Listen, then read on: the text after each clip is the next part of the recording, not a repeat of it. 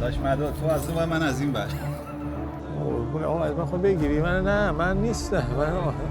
This is a road, one of the most roads dangerous in the south here. اینجا جای پای خرسا رو هم میبینی. اینجا ببین اینا جای پای خرسه اینجا.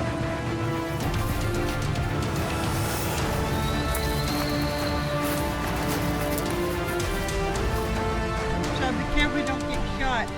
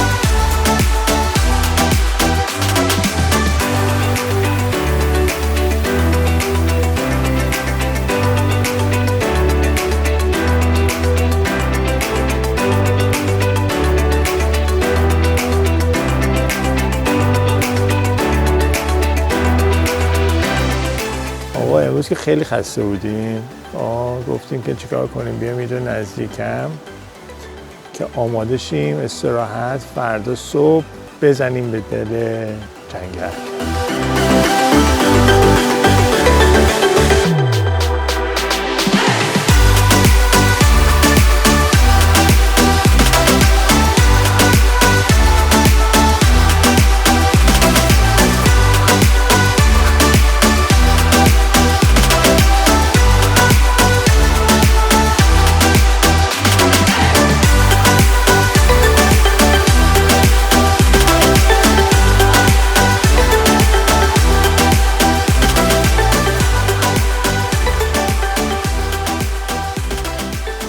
اینجا دریچه خانه ما. اینجا قراره کی بخوابه؟ جان؟ اینجا قراره کی بخوابه؟ اینجا قراره من و داش مهداد، بعد اینجام که خونه آقا شهاب و داش رضاست، قراره بزنن دوتایی امشب هم دیگه رو خوب. آقا شما کجا میخوای بخوابی؟ من که همیشه با فامیل دیگه. من فامیل رو هیچ وقت نمیذارم تنها بخوابه، بهش اعتماد نیست. با شبا بغلش بخوابم مواظبش باشم کارهای خطا نکنه.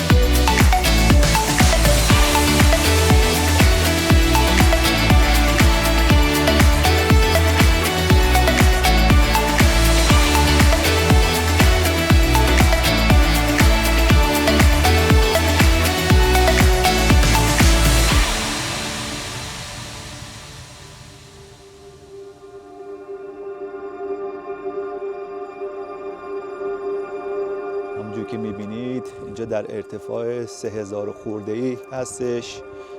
بهش میگن هچر پاس. هچر پاس در 1.5 ساعت شهر انکورج آلاسکا هستش.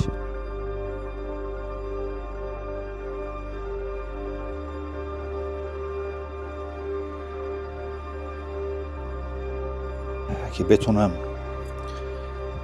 کاری کنم که بتونم تو زندگی بیام اینجا زندگی کنم خیلی خوب میشه. همیشه تو این فکرم که بتونم بیام آلاسکا. تمام دنیا رو به من بدن حاضر نیستم با آلاسکا عوض کنم. تمام دنیا یه طرف، آلاسکا یه جای دیگه است. تمام دنیا رو گشتم که اینو میگم. اروپا و کانادا و کل امریکا رو به من بدن، خاورمیانه، خاور دور، آفریقا، هندوستان، چین، هر جا رو، کل کره زمین رو به من بدن، میگم نه، فقط آلاسکا. باید بیاید ببینید.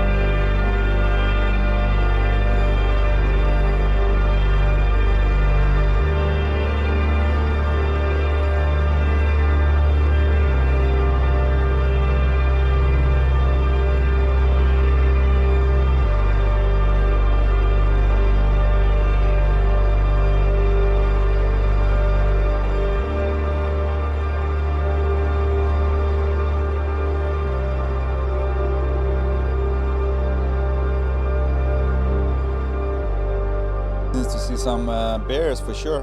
Yes, yes.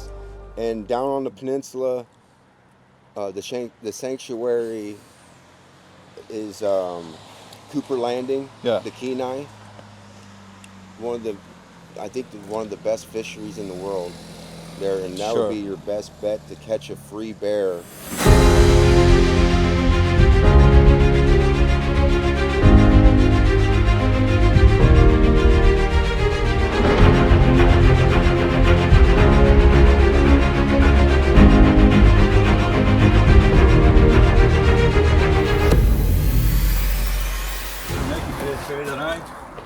یکی جلویی که عقب، در دو طرف کابل. من به اسپری ندارم ولی عقب میرم.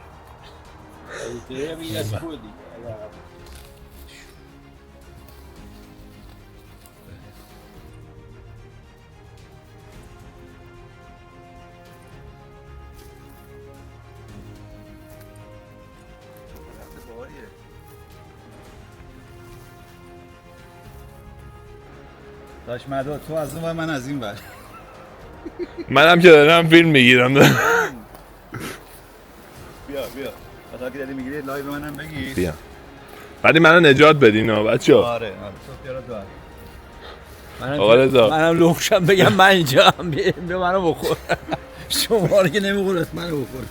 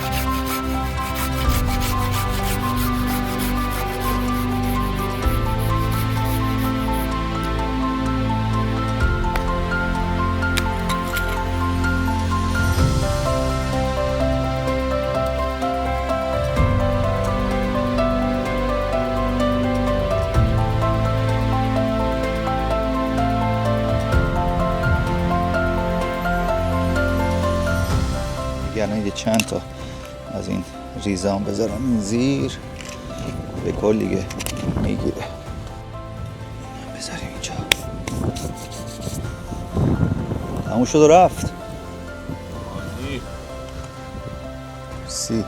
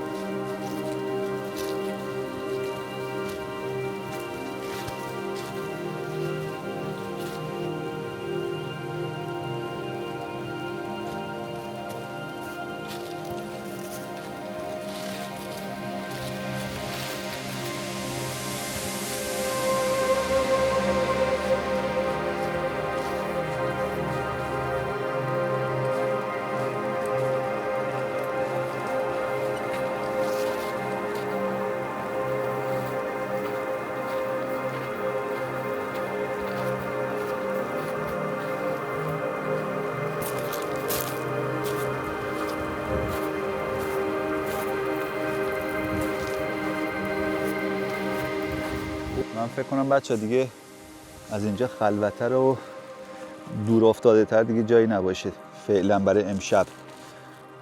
کلی گشتیم، تمام این خیابون‌های فری و کوچه‌های فری و جنگل‌ها رو همه رو رفتیم. فکر کنم اینجا خیلی خوب باشه چون هم کوهو داریم، هم رو بغل رودخونه هستیم و همین که روی ماسه و اگر نشون بدی شهاب جان اینجا جای پای خرسا رو هم می‌بینی. اینجا ببین اینا جای پای خرسه، اینجا نگاه کنی، اینا نگاه کن، اینا رو ببین، این کوچیکا اینجا نگاه کن، اینا جای پای خرسه، اینجا اینا ببین، اینا ببین، این جای پای خرسه، اینا ببین تمام اینجا هست. امشب احتمالاً مهمون داریم، یه خرس سیاه برای آقا رضا چون آقا رضا سیاه دوست داره، یه خرس قهوه‌ای هم مهمون من دارم که چون قهوه‌ای خیلی دوست دارم.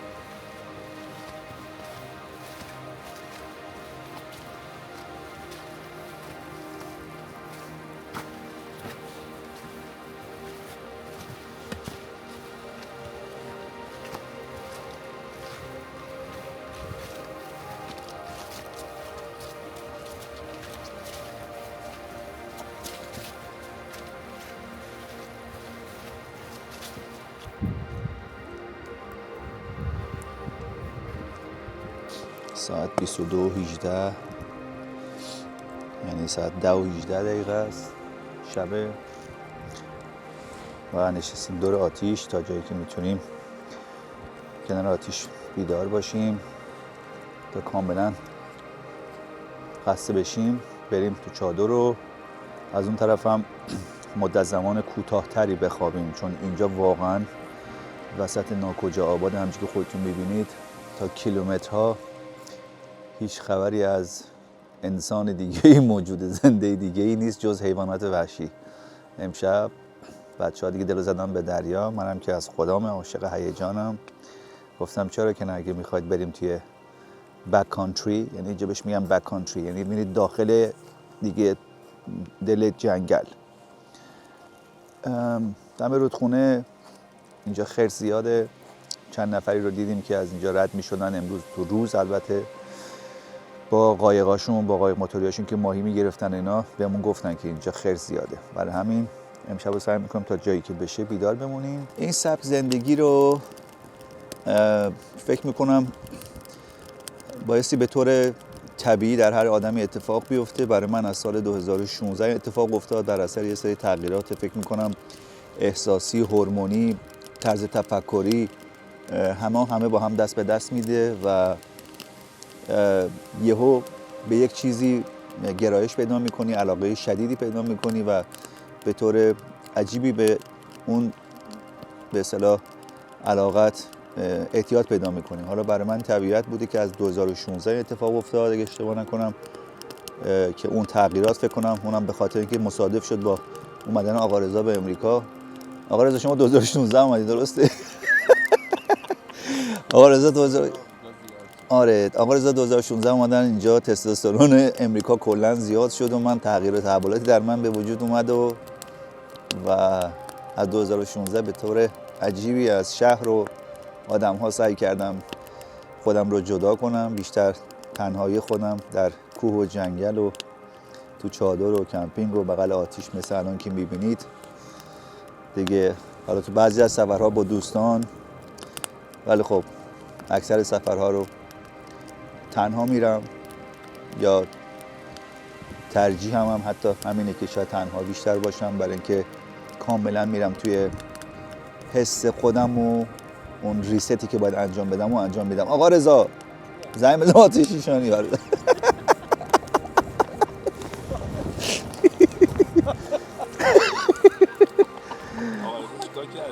آقا رضا یه خورده فکر کنم توی آتیش وازلین انداخت.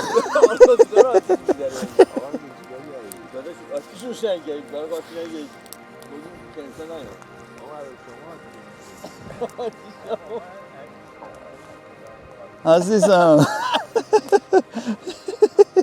با چیزایی که خشنه حال میکنم اینجوری. آقا رضا خشن دوست نگفتم، امروز گفتم آقا رضا سیاه دوست داره. خشن سیاه آقا رضا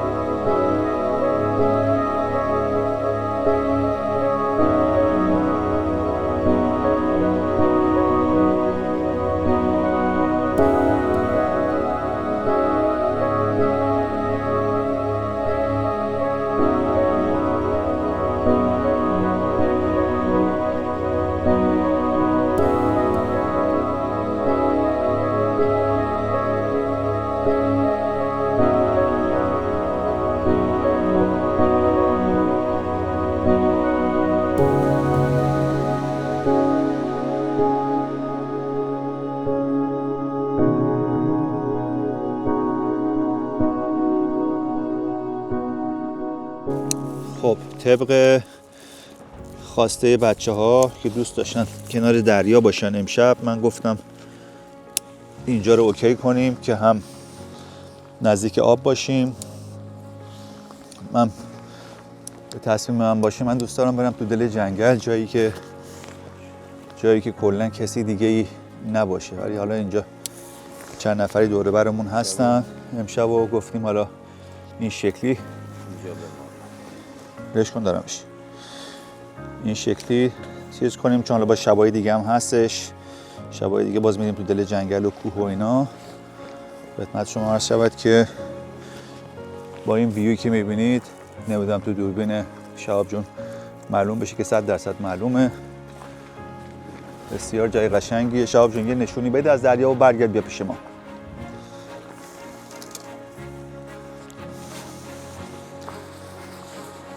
اونم بزنیم چیزشو. این کاورش هم رفت همین تو. اینم از این رفت تو خود همون که گیریه اونجا. اوکی درسته آقا رضا. بچه ما آقا رضا رو کشونیم آوردیم توی کار، رفتیم چند روز پیش، 2-3 روز پیش فکر کنم، از توی مغازه آریا که مخصوص مال این چیزا هستش یه چادر خیلی خوشگل گرون قیمت آقا رضا برداشتن. فکر میکنم حدود $600 شاید هم بیشتر، از $700 پول این چادر رو دادن. یه چادر 2 نفره است که عالیه، بسیار سبکه، برای به اصطلاح بکپک یا کوله این بر اون بر رفتن عالیه، میتونه با خودش حمل و نقل کنه. آقا رضا هم حسابی آلوده این کار کردیم. البته خودشون هم ماشاءالله استعدادشو داشتن که بخوان آلوده شن و من کوچیک شما دوست دارن دیگه، خلاص تو طبیعت بودن دوست دارن که داریم سعی میکنیم که بشن یکی از پایه‌های ثابت گروه ما که خود شهاب جانم که پشت دوربینه. جونا؟ یاری کشی میکنی؟ نه شما همیشه شما در صدر جدولی. و این در رو من از پایین به بالا باز میکنم و کاری که میکنم اینو تمام شب باز میذارم، مخصوصا وقتی که 2 نفر تو چادر میخوابن، اون فضای هوای به اصطلاح فرش رو همیشه داشته باشیم. در غیر این صورت یا گرم میشه یا عرق میکنن چادرها، یا اکسیژن کافی هم به کسی که اینجا خوابیده نمیرسه. اون چی بود؟ دستتون رفت توی شت. یه حیوانی چیزی احتمالاً، حالا یه مال خرس چیزیه که نگاه کنی ببینی. اینو تاریک بوده ما ندیدیم. این میبینی؟ اینا کثافتکاریه، یه حیوانیه که حالا صاف رفتش دسته. خب اینو کلا آقا رضا شما هر شب یه داستانی داری، برو بشو دست.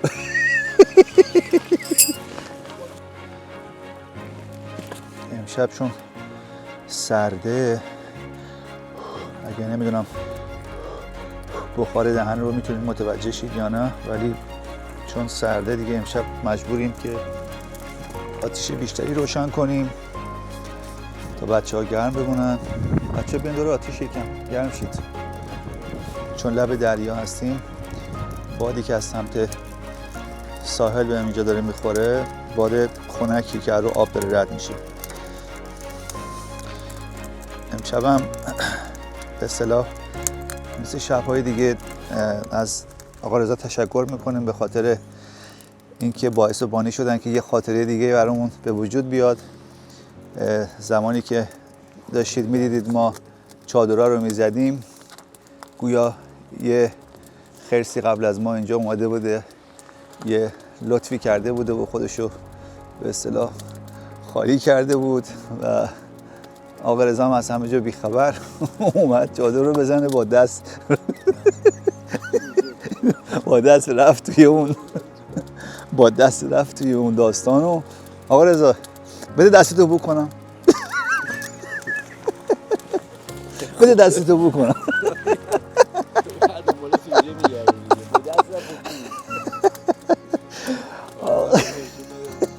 نه من خودم براش آب ریختم و شامپو و صابون و فلان و اینا که تمیز شه دستشون. الان دستشون بوی خوبی میده. آره ولی اگه میخواین بیاین اونجا من نشونتون بدم. با منو بیاین دنبال من، بیاین. بیا بیا بیا بیا بیا بیا بیا بیا بیا در تاریکی شب بیا بیا. برو ببین این داستان آقا رضا با دست رفت توش. آقا رضا که دنبال پروتئین بودن، الان حدوداً از روزی که ما وارد انکورج شدیم تا امروز دنبال دو تا نیمرو که هنوز پیدا نکرد. اینا نیمرو هنوز فکر دیگه نکنید. دنبال 2 تا نیمرو که هنوز پیدا نکرده. میگه تو هر نیمرو به اندازه 6 گرم پروتئین هستش و ایشون در طول روز فکر کنم 45 تا میخورن که 45 تا 6 تا چقدر میشه؟ شما که ریاضیاتتون خوبه. خلاصه که بله. و آقا شهابم که کلا همیشه گرسنه نشه، برای اینکه قد اینقدر بلنده، لقمه که میره تو دهن تا بیاد به معده برسه، این سیستم با اینجا آره کلا چیز نمیکنه. تا معده بیاد مغز فراموش کرده که غذا خورده و تا 1 متر بیشتر جواب نمیده غذا. من بعد بیشتر از اون دیگه متر دومو دوباره میره تو فاز گرسنگی باز.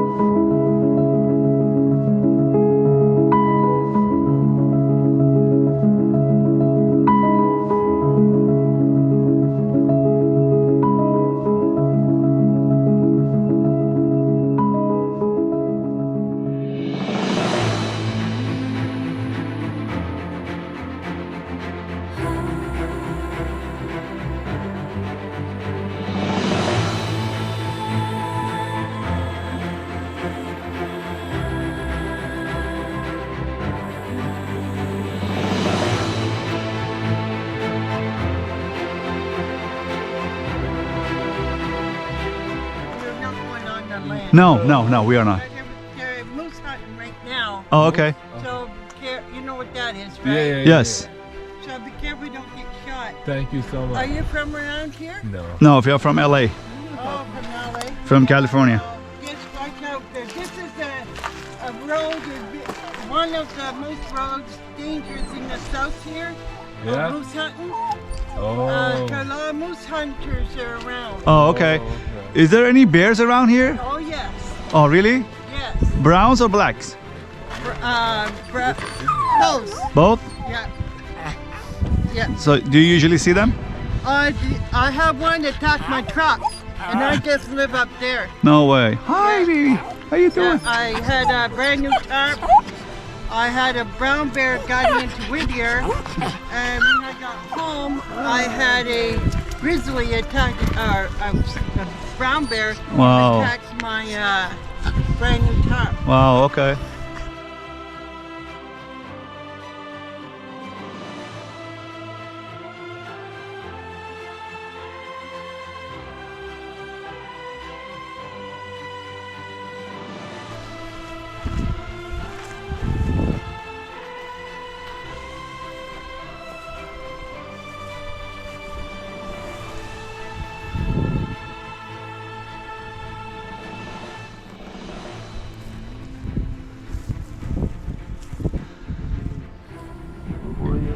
Yeah.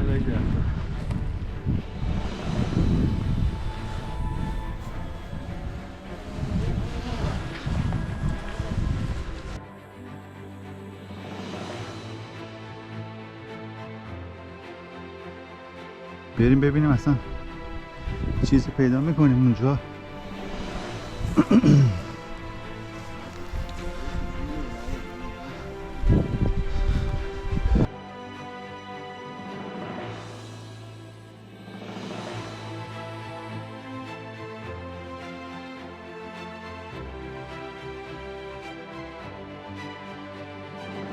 بیا اینجا فراری در کار نیست. اینجا یا آره با گفتار درمانی یا اون ما رو شرمنده میکنی یا ما شرمندش میکنیم.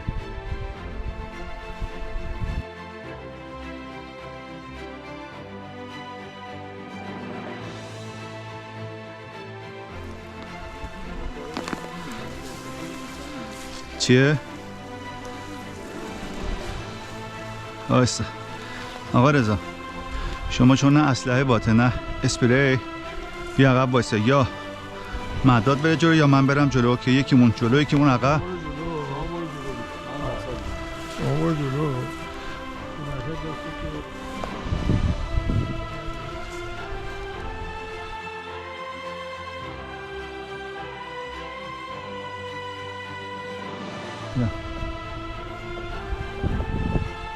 اوه صدای شلیک میاد، میشنویم؟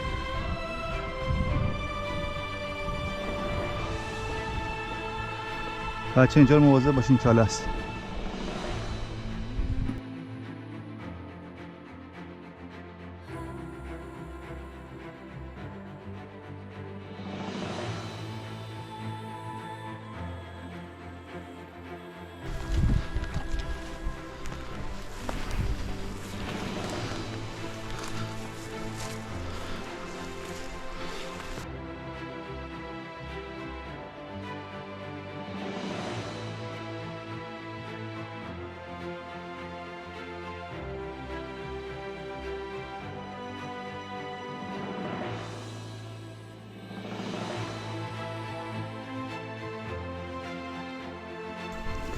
باد برعکس می‌گیره.